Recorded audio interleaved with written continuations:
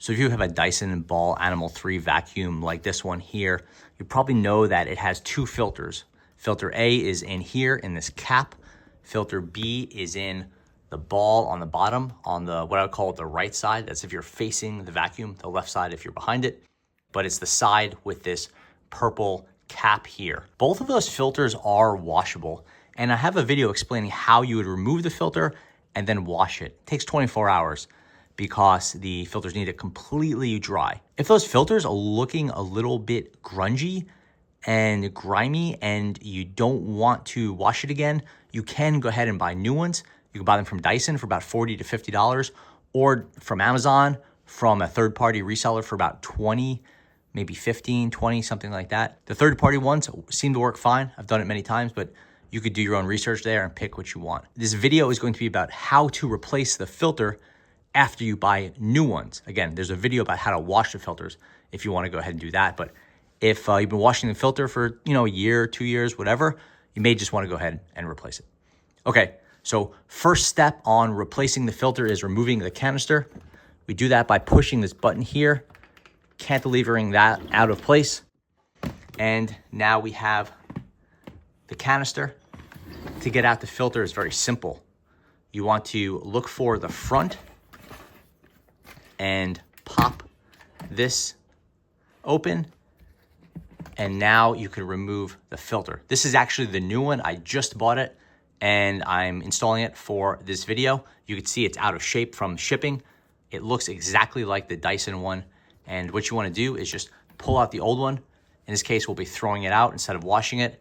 And we'll get the new one, drop it in place, give it a little bit of a push, pop this down, get a nice click there. So this is firm. There you go. And now we have replaced filter A in our Dyson Ball Animal 3 vacuum. It's as simple as that. This is the primary filter in the vacuum. It's the one that most people are aware of. Don't forget, there is a secondary filter.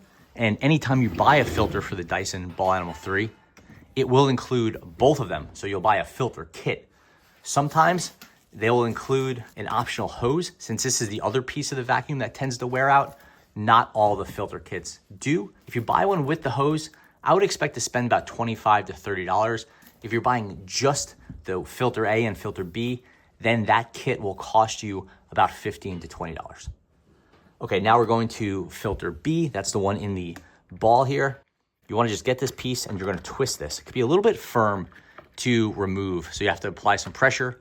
But after you sort of break that seal there, you'll twist it. We're twisting it counterclockwise. Eventually it'll get loose and you can pull this a little bit.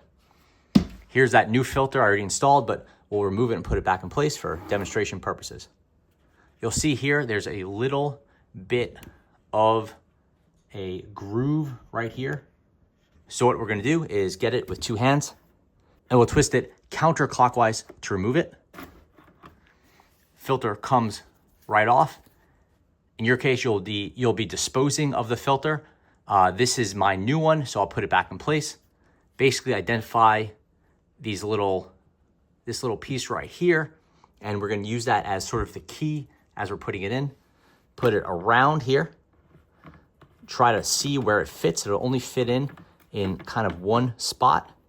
And now it'll sort of want to turn itself because of this angle piece right here. So put this key at the top and wait till it fits in and push. It'll put itself about halfway.